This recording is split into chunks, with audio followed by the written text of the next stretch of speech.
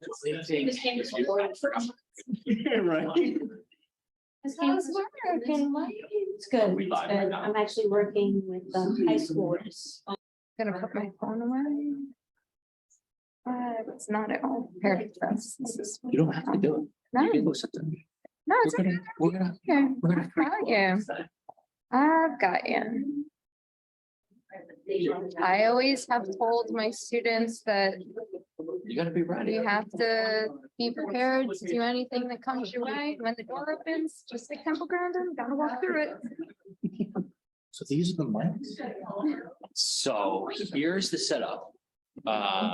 We could be live right now, right? We're live. Oh, yeah. We're in so they can hear us, right? So that's the thing. So we're on Zoom right now. Okay. And so these are the mics that pick it up, and we're gonna start here in a couple minutes. Okay. Are you good, Paul? You ready to begin? All right. You see, you good, Gina? Yeah, good. Okay. All right. Welcome to this evening's legislative committee meeting. We have a very special guest with us first, but before we go there, let's start by standing for the Pledge of Allegiance. I pledge allegiance to the flag of the United States of America and to the republic for which it stands, one nation, under God, indivisible.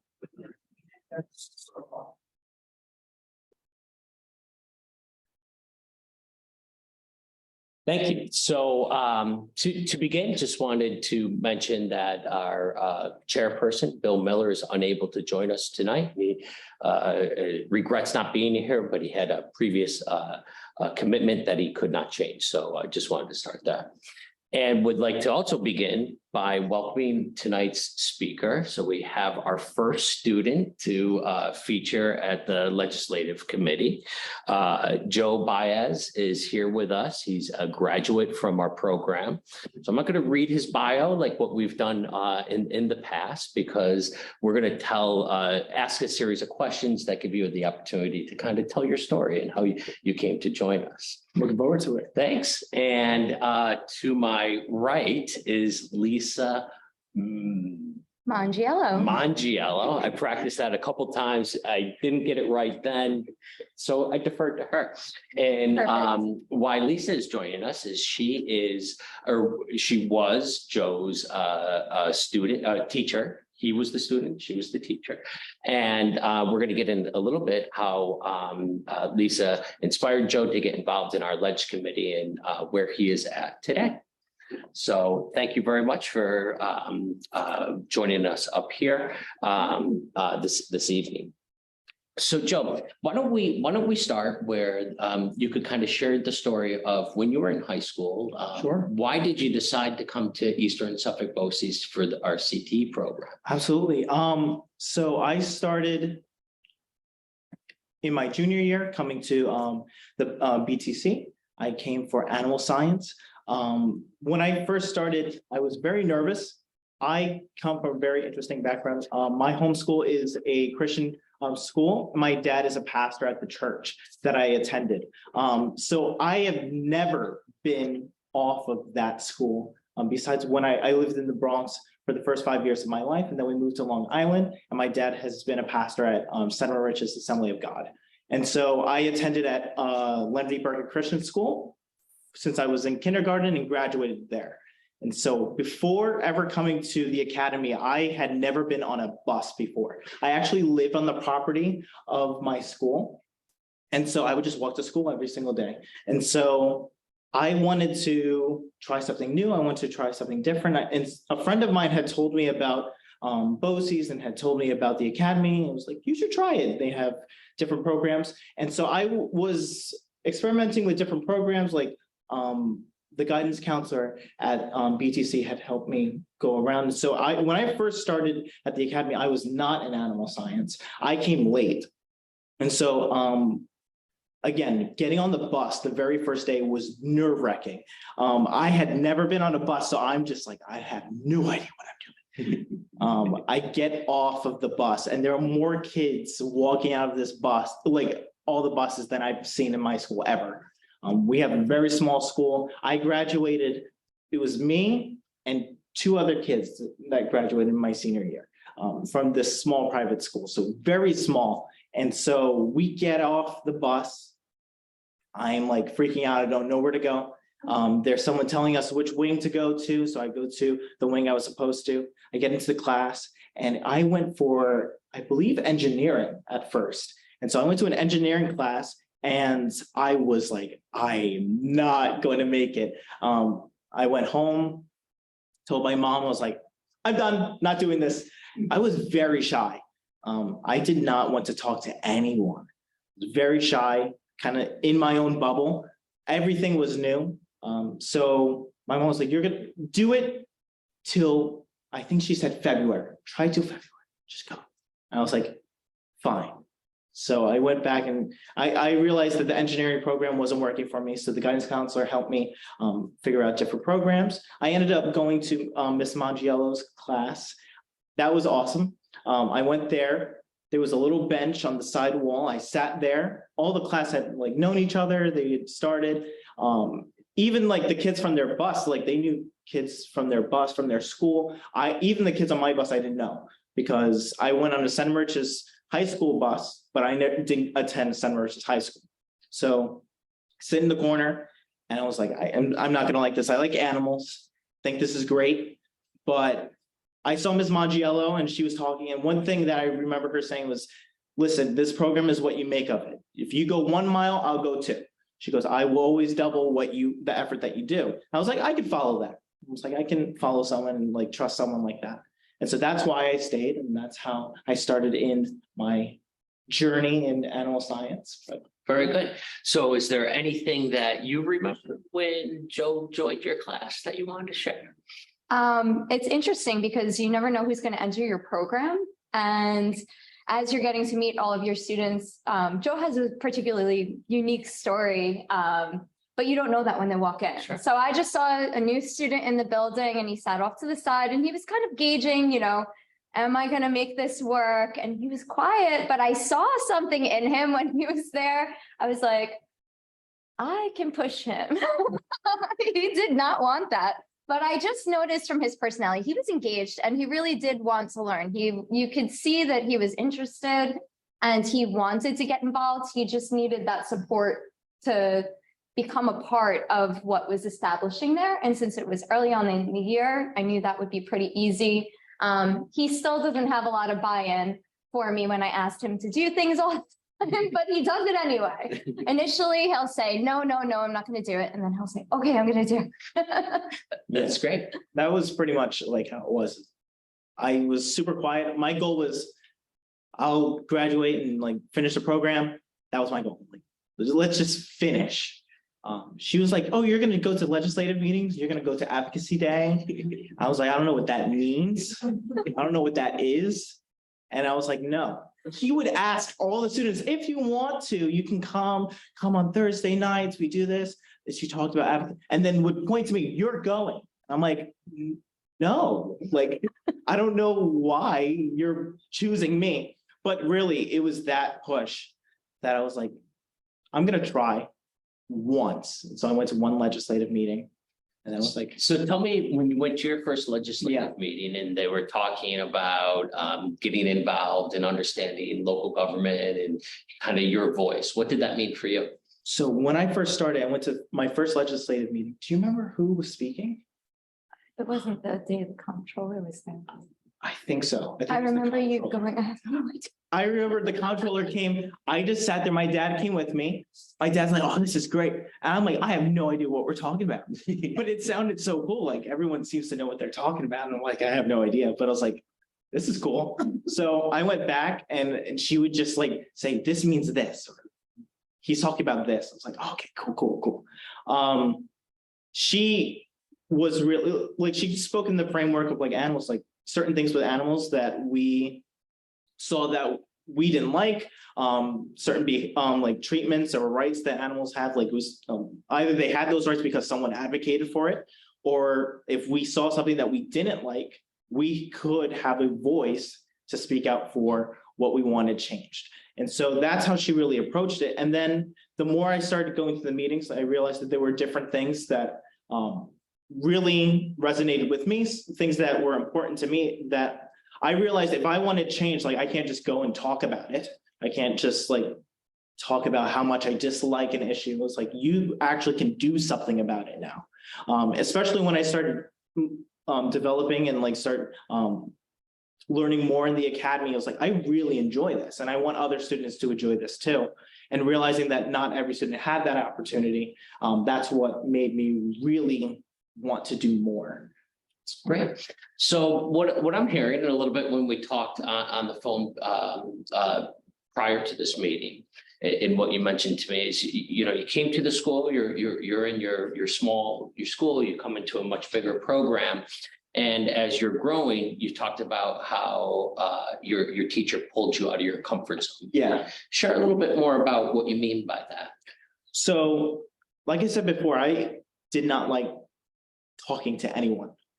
I was in the like teenage thing where it's like headphones, that's it. Like headphones, stay in the corner, don't talk to anyone. Even in my at home and at church, I spent a lot of time where I would talk with my family, but it was very like just sometimes it was very short, very surface level stuff. I would go to different church functions, and I'm a pastor's kid, so you go, you do your thing, you smile and talk to everyone, and like I met so many different people. It's been fantastic just because of the opportunities my parents have had. I just get to go along with them. So you learn to talk to different people. But when I was with people my age, kids my age, I didn't know how to like function. I always had spent a lot of time with people older than me. So my dad started off as a youth pastor. So when I was 5 years old, I was hanging out with 15, 16-year-olds. And I had a harder time spending time with people my age. So I would just create my own world with headphones and reading and stories and kind of isolated myself. And so I went into BOCES. He was like, you could do something different now. Like, it doesn't need to be like that. And so I was like, there are a bunch of people that I don't know. What can you do? Like, you can learn their name. So I would hold the door. I would be the first one to the door, hold the door open till I memorized everyone in my class's name. So that's was my first job. I was like, let's memorize everyone's name. And I started just following Miss Mangiello and different things. She would offer certain things, small things, whether it was like, who wants to clean the floor today? I was like, sure, I'll clean the floor. So doing stuff like that. And then for me, it was shocking that she saw something in me when I was like, I don't want to do anything. Like, she had a bigger goal for me than I had for myself. And I was like, again, I just want to graduate, do this. I'm like, that's it. And for her to pick me out for a kid who came in late, who obviously was like, I'm not going to socialize as much as I can, for her to like say, you can do something more. Let me just take the first step with you, not just like tell you what you can do and then expect you to do it on your own. She's like, I will go that second mile if you go one. And so for me, I was like, that's a good leader. I'm like, that's someone worth following. And so I took one step and I saw that even if it was shaking, she was still there. And that was what motivated me to take a second step and go a little further. The support of my family, support of my friends. After that, once they saw that I was like breaking out of my shell, like really helped a lot. So what did you see in Joe that made you put in that extra mile? Who stands at the door to learn names, right? I mean, he did want to get involved, and I want all of my students to get involved, but sometimes students aren't really ready and sometimes they're not quite ready. And sometimes you see them teetering on that edge. And I saw him there, like he wanted to, he just wasn't sure what to do with it. So he'd like get involved a little, and then I'd give him another little push forward. So it was kind of like come in, and in a CTE program, getting involved, you have certain leadership opportunities, especially that happen in the beginning of the year, which is hard to get student buy-in when they're brand new to a building. It's overwhelming. They're outside of their home school. And so initially they can be kind of nervous, but it's really a brand new setting for them where they can reinvent themselves, and showing them that they have this opportunity to be any version of themselves that they'd like to be is a really cool part of my job, which I absolutely love. So when he was in the program, And I saw him willing to just go a little bit. I said, hey, like, why don't you come do this? And then I said, well, Skills USA needs some officers. Maybe you could try getting involved there. Yeah, she mentioned the skills officers. I was like, you've pushed me enough. I'm not going there. So she's like, what about a class rep? I was like, sure, I'll do class rep. So I did that my junior year. I was like class rep and a senior in animal science. So a second year animal science student was the president. So I just watched her. She was awesome. I love her.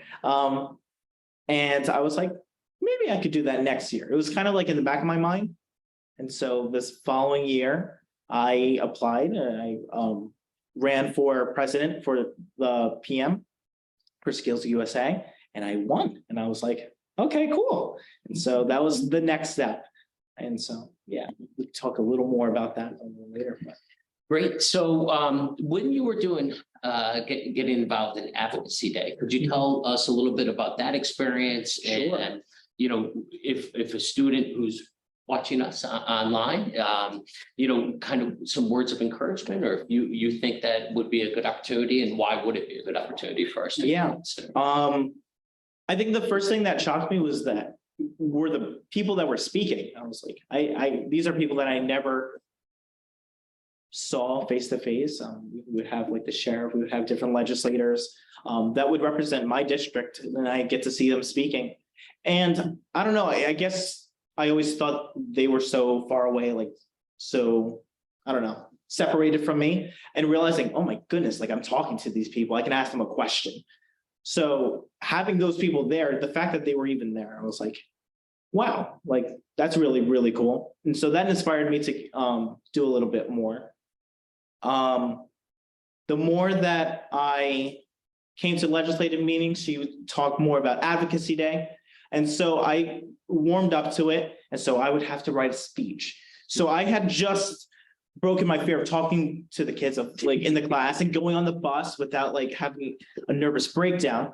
So now I had to speak in front of these legislators, and I was like, okay, cool. So I'm writing a speech. And so I did my speech. The first time that like I've actually done a speech in front of legislators. And so we would have to warm up, and now I would have to do it in front of the class first. She knows which story I'm gonna say. It's great. I wrote my speech, memorized my speech. I knew what I was going to say. She said it was an elevator pitch. I was like, okay, cool. It doesn't have to be that long, but I made it too long in my head. And she says, you have like 2 minutes. And so now I'm like, oh no, my speech does not fit into 2 minutes. It's definitely longer, but it's like, okay, it's fine. I'm going to stay in front of the class, and I'm going to go on autopilot and just cut out the things that are not important. So I start my speech doing good. Even though I'm doing the speech, I'm not really thinking about the speech. I'm thinking, where can I cut off? And so I get to the 2 minute mark. I see the timer there, and I'm on default mode. So I go, thank you, legislators, for your time and for this opportunity in Jesus' name. As if I was praying in front of the class. And I'm like, what did I just do? And Ms. Maggiello goes, yes, in Jesus' name. And that was it. It was so funny. It was like the whole class was laughing. I was like, this is perfect. Like for me, it was like, all right, I did my first presentation in front of the class. I was like, you had this moment. I was like, and I survived. So I'm like, I could do this. So after I had that little like stumble, I did in front of the principal. And then I went up for my first Advocacy Day. And that was so awesome. Getting in the bus, it was early in the morning. Early in the morning. My dad's like, what time is it? And I was like, yeah, you need to drive me. And so we went early in the morning. We head to Advocacy, to Albany. And I did my first, like I had it memorized in my brain, my speech, but it was like the moment I sat in the first office, it was like the speech kind of like drifted away, and I was like, let's just talk. And then like, I just started telling my story. And I was shocked how the legislators just sat there and were interested in our story. It wasn't just like, all right, okay, you're speaking, let's go on. They asked questions, they were interested, they were engaged. And like, for me, that was like, wow, I'm 16, 17 at that time. And I was like, someone's actually listening to my story. Like I would, just a small kid, and like the fact that I'm actually talking to these legislators about something that I have a passion about, and they're going to listen to it. And that was just really encouraging. That really made me come out of my comfort zone a lot more. I learned how to find my voice a little more. My sister's here. I don't stop talking now. So I just talk. I speak my mind. And like that really created a little bit of confidence. And so the next time I did it, more confidence. And but yeah. That's great. Talk to us a little bit about your Skills USA experience. Sure. One of the small steps that Miss Mangiello had me do is just become a member. I was like, okay, I can become a member. No requirements. So I became a member. Then she said, be a class rep. I was like, I'll be a class rep. So I represented my animal science class. I would go to the meetings and just listen to all the officers do their thing and report back to my class. And that really was interesting because I would have to speak in front of the class and tell them what the meeting was about, what we're going to do, what the socials are. So that was a little like step out of my comfort zone. I remember by the end of my first animal science year, I was like, I know I love animals, but this is not where I'm going to what I'm going to pursue. But Ms. Mangiello was like, I want you to come back because you're going to learn a lot more than just about animals. So I came back the following year, still was going to the legislative meetings. And so she kind of mentioned like, why don't you run for officer? And I was like, for an officer position. I was like, cool, let's run for president. And she goes, wow, that's big. Like you could have run for something else. I'm like, no, we're going to go big. Let's go. So I did that. Again, this was another opportunity for me to just meet a bunch of people from now different classes. So I would stand in the hallway before the bell rang and had candy. Kids love candy. I was like, let's get candy. My boss loved me. Like, Joe, you got the candy. I was like, yes, I have candy.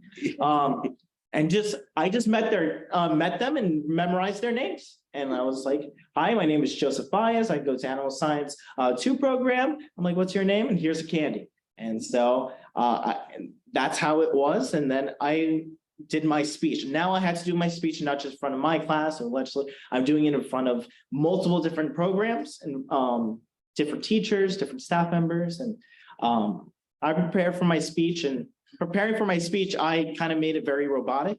And Miss Mangiello was like, this is cool, but what about all your journey, like all the good stuff?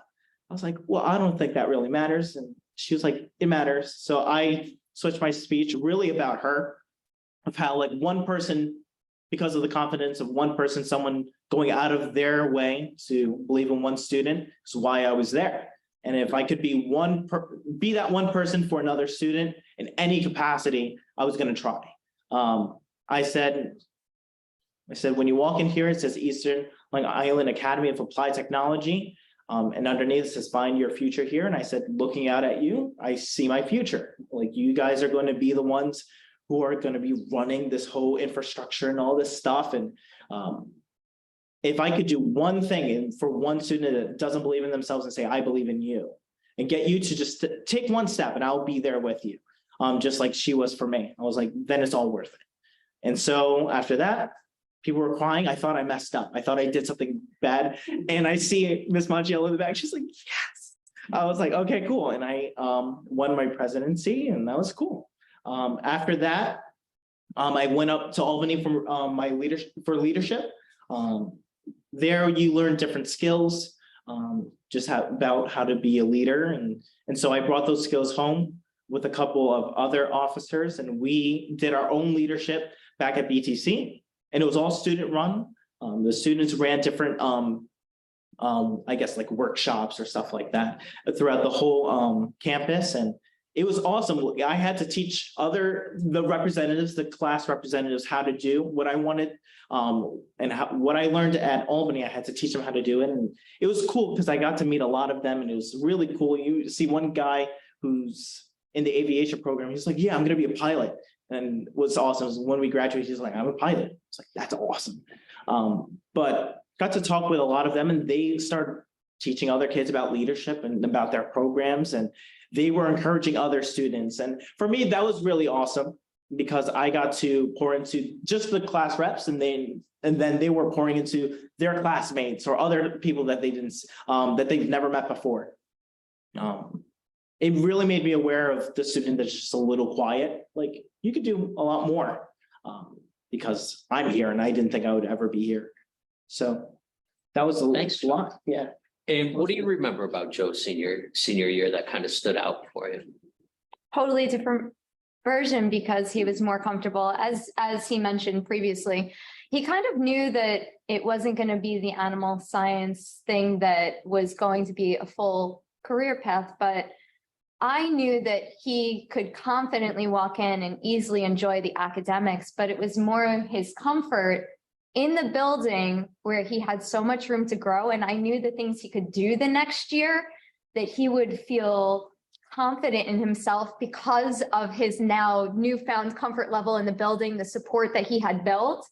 And so I knew that he had so much room to grow in year two outside of just the academic component, which is a huge part of what we do. And it is important, but CTE does so much more than that. That's really what, and he embraced that whole piece.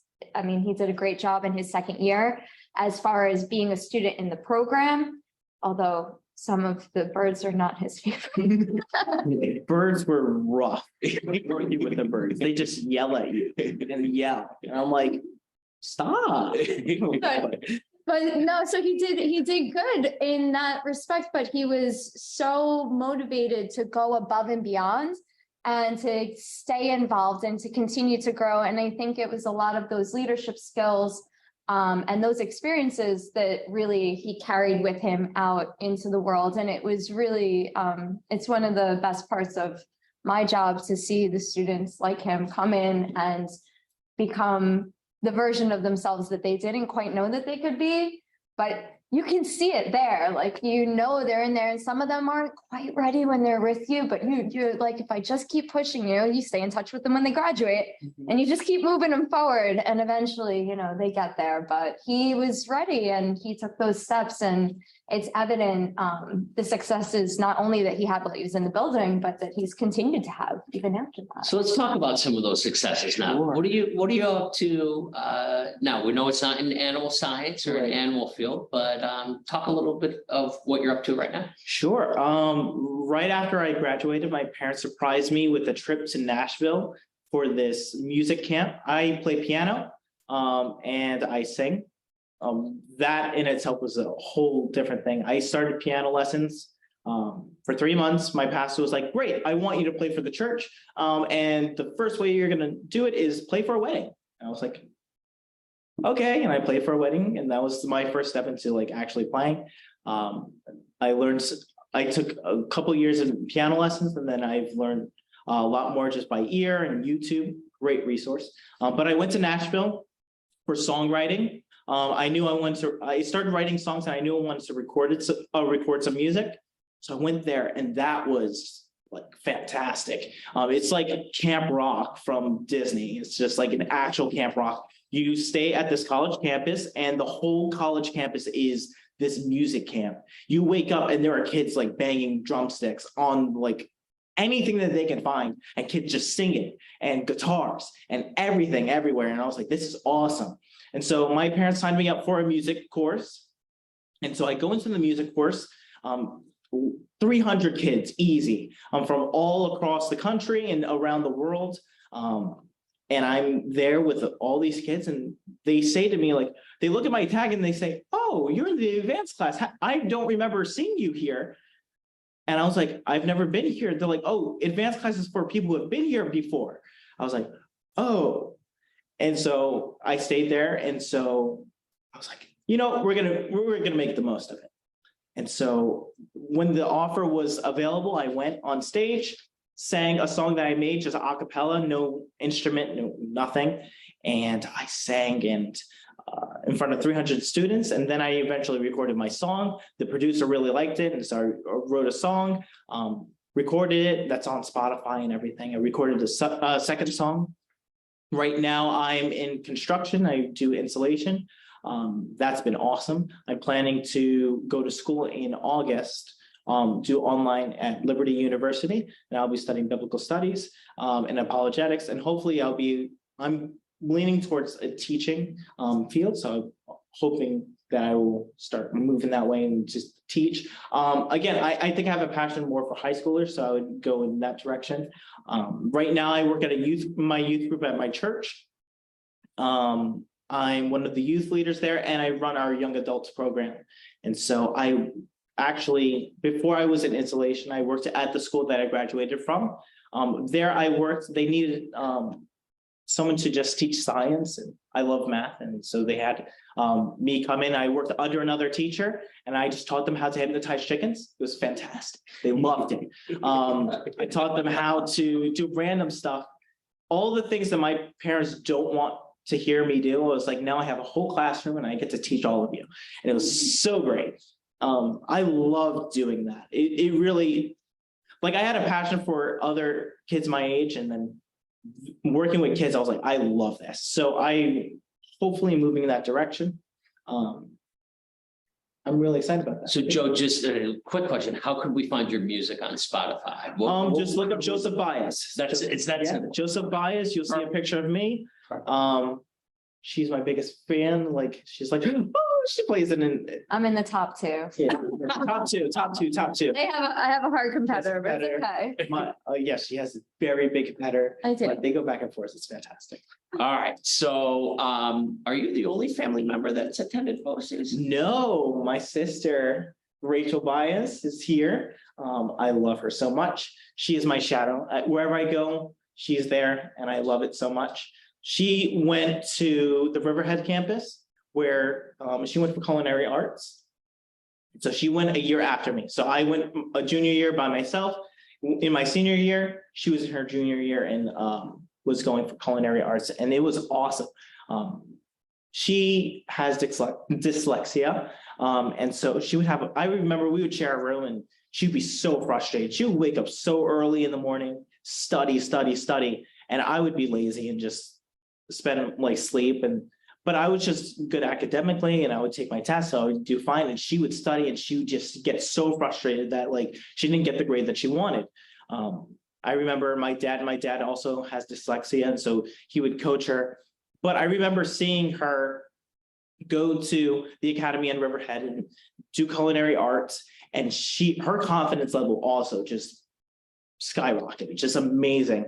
And she brought those skills home, and she graduated in the National Technical Honor Society, and she also was in honor roll back at our home school. So she graduated with honors. She was 16. Yeah, graduated at 16. She did fantastic.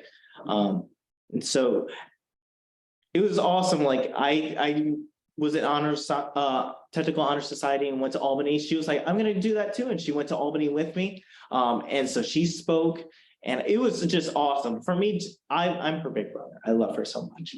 And so seeing her step out of her comfort zone, she cooks right now. She's working at the school that we graduated from, and she just cooked for their Thanksgiving feast with my mom and cooked for a bunch of kids, and they were beasts. They loved the food, devouring it. And it's been awesome. I see her go to school. She was in, she did college. She worked at a restaurant and worked at the school that we graduated from. And I was like, girl, you're awesome. But again, I saw the academy she was cooking all these stuff and she's telling me all about it. I got to eat this. She makes this French toast that's unbelievable. And I was like, BOCES is great. I love it. Like, my mom was like, oh my goodness, she makes this caramel sauce, she puts it on top. And you're just like, I'm never. We had that a couple of weeks ago. Yeah, it's delicious. And so, again, just seeing her come out of her own comfort zone, have her own journey, do the things that she loves. I was like, this is fantastic. A friend of mine, he went for law enforcement, and he loved it. It was great. Every time that I see it, like a friend of mine or someone I know go to the academy and really put the work in, they just love it. Another friend of mine went for barbering, and right now he's working to be a barber. He's just great. It really does teach you more than just the trade that you're in. It teaches you how to be professional, how to speak, learn how to answer a phone.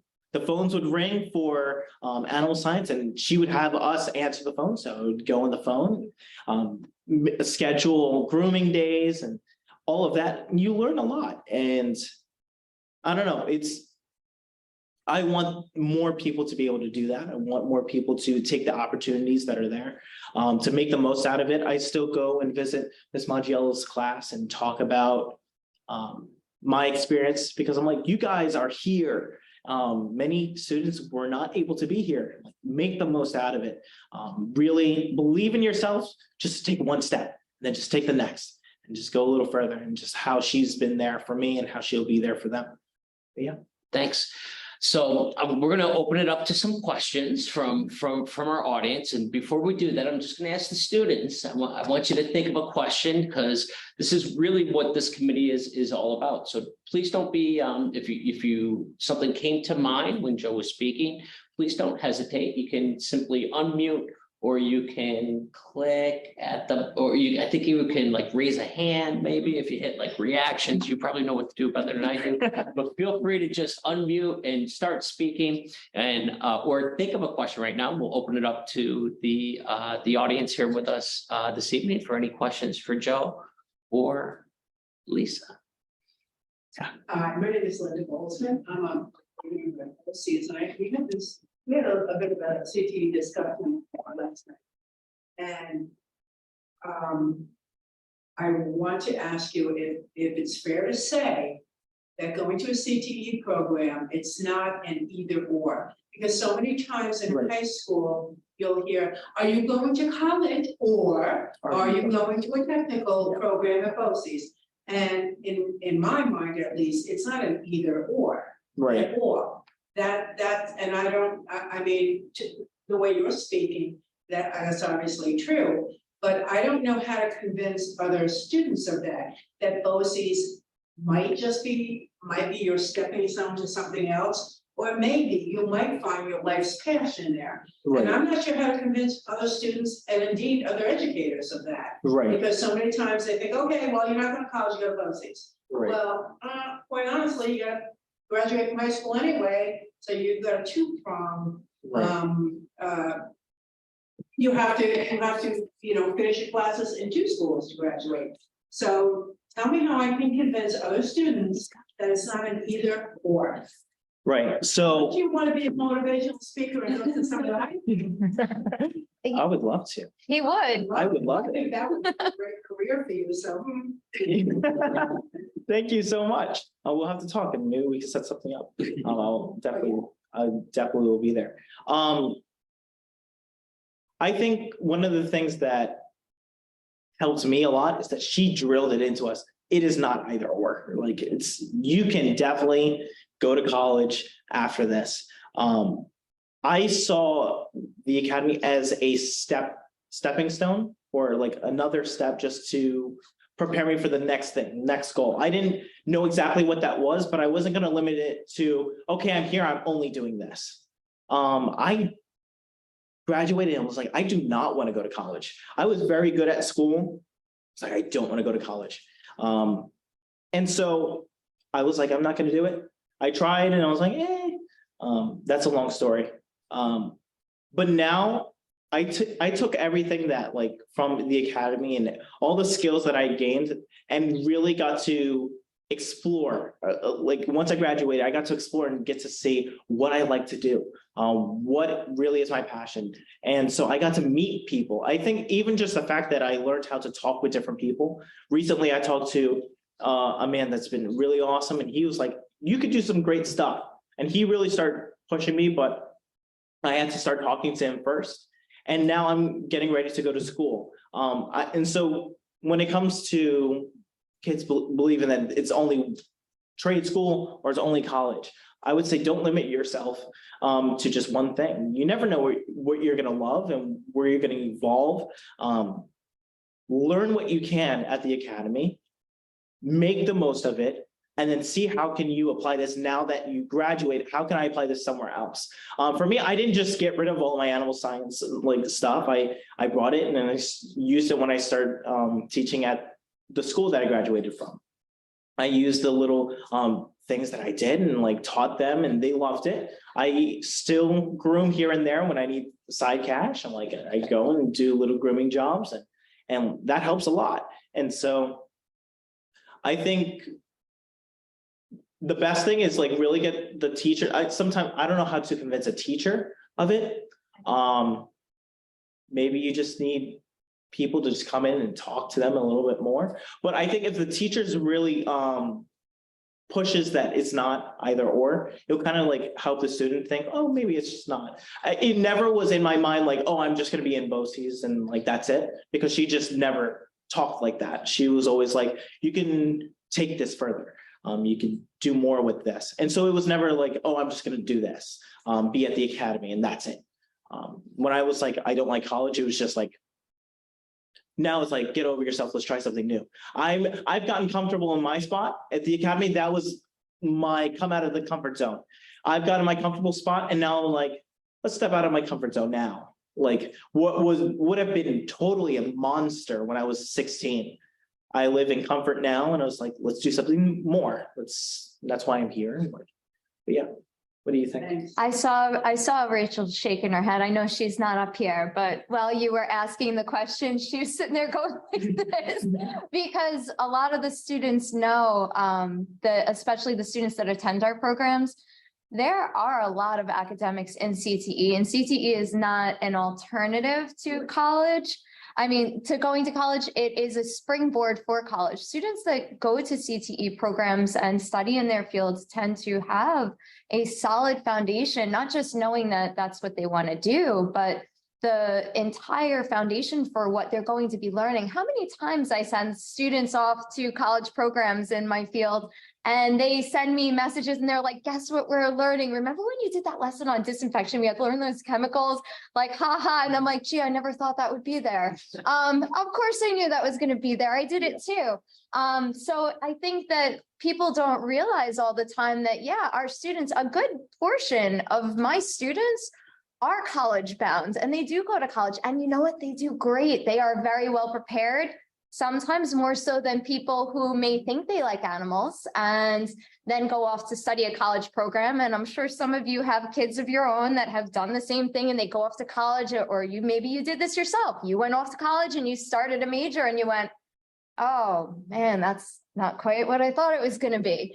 And then you're spending that money and that time and that investment of your resources on something that's not moving you forward in a meaningful way. And so I think that the misconception about a division, they align very well. I think it really aligns more for what does that student need to project them forward in the right way. I don't think it's an either or. I think it's what does that student need, that individual, where will they benefit the most in their education, whether it be, some kids, maybe if they take that AP track, that's where they're going to be most successful for getting on the path that they're trying to go. Mm-hmm. And for other students, they're going to blossom in a way that they never would have had the opportunity to had they never stepped foot into a CTE setting.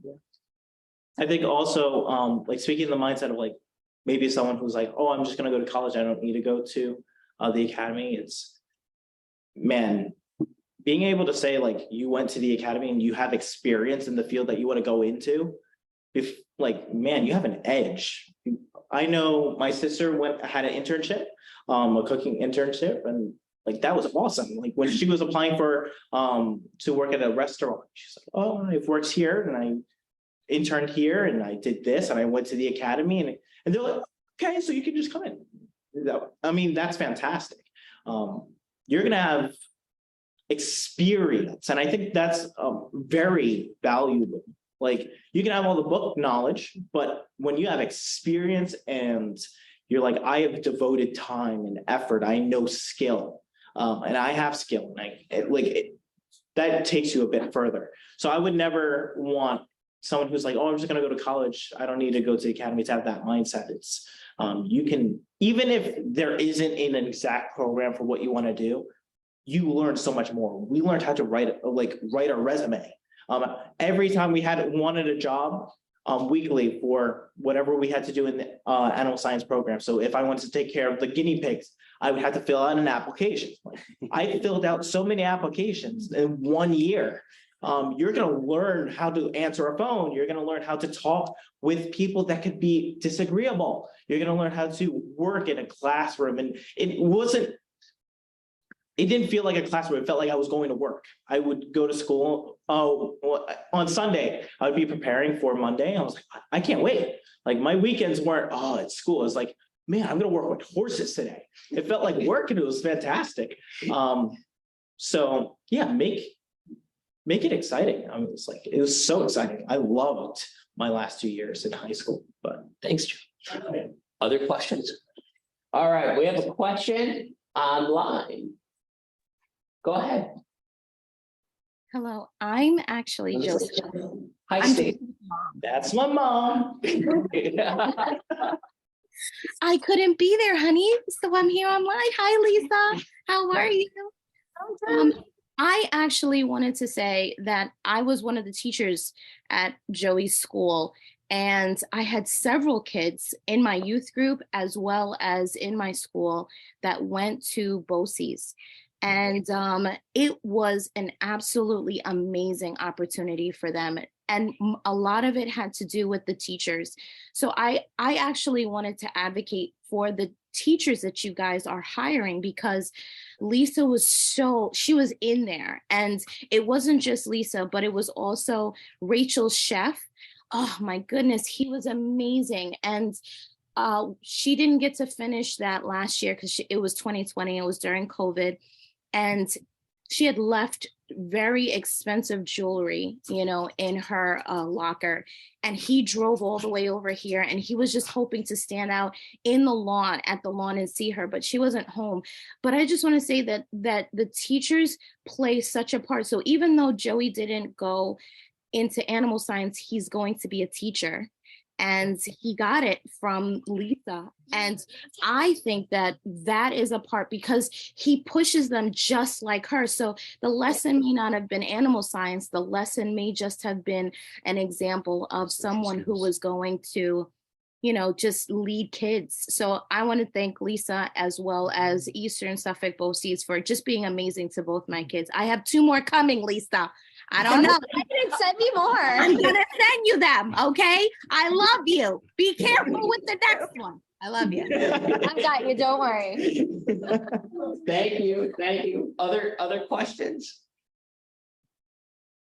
You talked to us, we had an opportunity to talk in the back of the Yes. room before, and you shared about an upcoming trip that you have. But Yes. Be really intrigued to share with everyone. Yes, okay, so Lord willing, I have a friend who's an archaeology major. She's studying biblical archaeology. And so Lord willing, this upcoming summer, we're gonna be going to Israel for a month and a half. And I'll be working on an archaeological dig site. That'll be my first time out of the country. So that's another big step. I'm like, this is gonna be great. But I really hope it works out. I'm really excited. Real excited for my friend. She's like, let's do it. I was like, okay, cool. So yeah, that's the trip. Hoping to go on. Yeah, it's great. Then goes well. Rachel, you going with them? Other questions? Questions from our virtual guests? Any comments?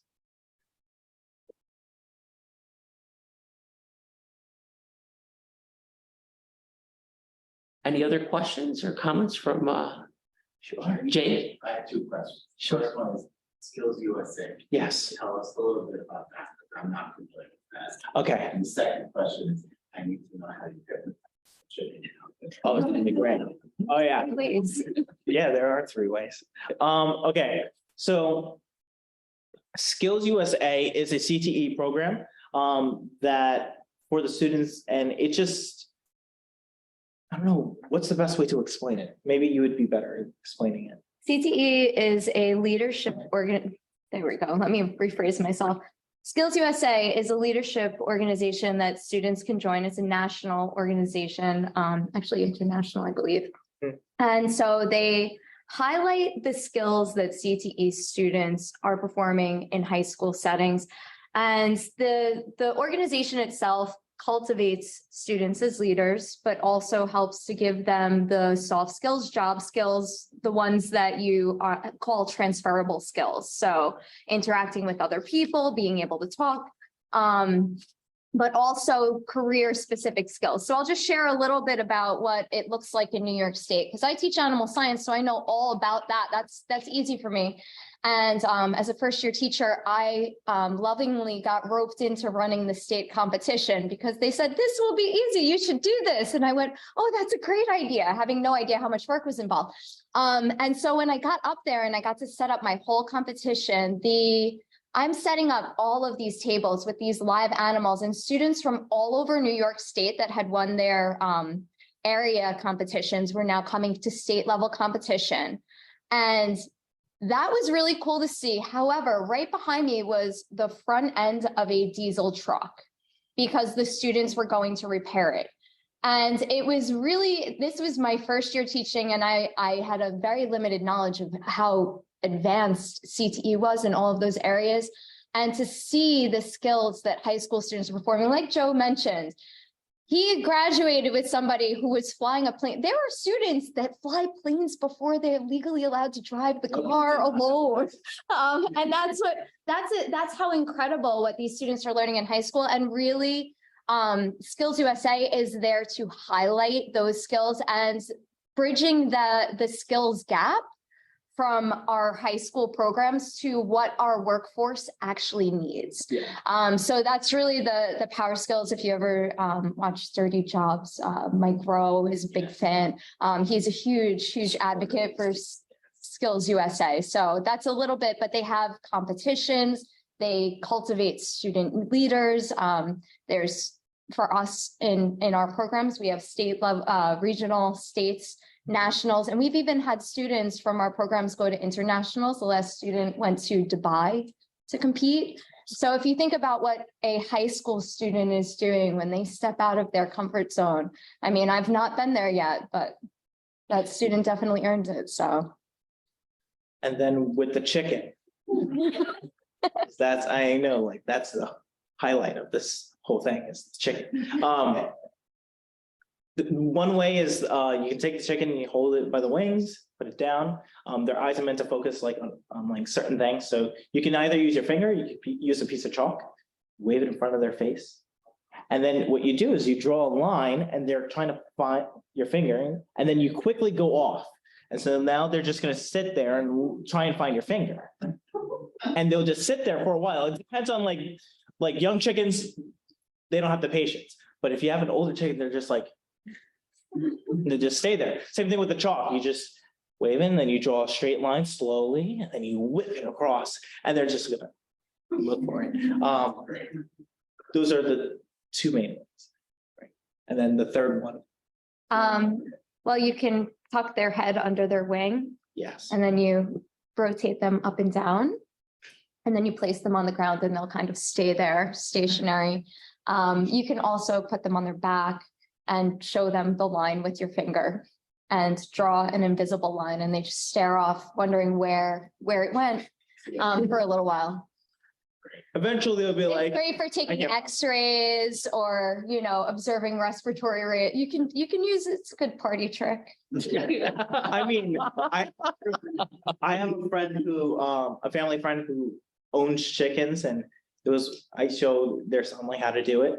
But it's like if they had to catch multiple ones, like go hypnotize one, get the second one, grab the first one, then you're like, you got it. But it's useful. You never know when you're gonna need to hypnotize. Sure. Didn't know I'd be walking away with that. That's the beauty of CPE. There you go. This has been life-changing, I gotta be honest. So any other questions? All right, so let's go. Joe, if you have one closing thought to share with the students related to this kind of advocacy, thinking about your local town, thinking about what you want or what you're passionate about, what can they do? Okay, so the first thing you can do is come to the meetings here. that would be great. Those who are online, so glad you're here. I would encourage you to get your friends to come online as well. You are going, whether now or later, going to realize that there's something that you don't like, or there's something that you do like, and you're like, I want to advocate for it, or advocate against it, whatever it is. Being able to come to the meetings and know how to properly go through the steps to get with your legislators and talk with them, and how to speak in a persuasive and a logical way is important. And then you get that here. Sometimes you can come to the meetings and the people that you are that you will have to reach might be speaking that day. Especially during 2020, when my church was closed down during everything. And so my dad was like, I don't know what to do. I was like, oh, there's certain legislators that you can talk to. We can talk about what we are allowed to do, what we're not allowed to do. And he went in meetings and talked with them. And it would be cool. Like, he's in this meeting with a bunch of pastors. I was like, oh, that. I was like, I know that. Also, the Longwood Legislative Breakfast. I met a lot of different legislators there. And it's also interesting to hear what their goals are, what they want to do. So I think it's really cool that if this is a great spot to start off, coming to the meetings, get your friends to come to the meetings, and you get to meet people just like that. You get to talk with the different legislators that could be in charge of your district. So yeah, I think that's the great first step. Yeah, thanks, Joe. Yeah. And our Longwood this year will be on Saturday, February 4th. So just a mention with that. So nice segue. That was There you go. unplanned, but it went pretty smooth there, I gotta tell you. So Joe, what we love is hearing the voice of our former students, and you did an amazing job, and I thank you for that. Lisa Mangiello, thank you so much for joining us here. Rachel, thank you for coming with your older brother, Joe. This has been a fantastic committee meeting. So thank you. And on behalf of Eastern Suffolk BOCES, I would like to present you with this certificate for sharing your story about your educational journey and commitment to advocacy. So, Thank you so much. thank you so much. Thank you so much. Thank you. Thanks. And that brings tonight's meeting to a close. Thank you, everyone, for attending. Thanks for joining us online as well. Thank you also.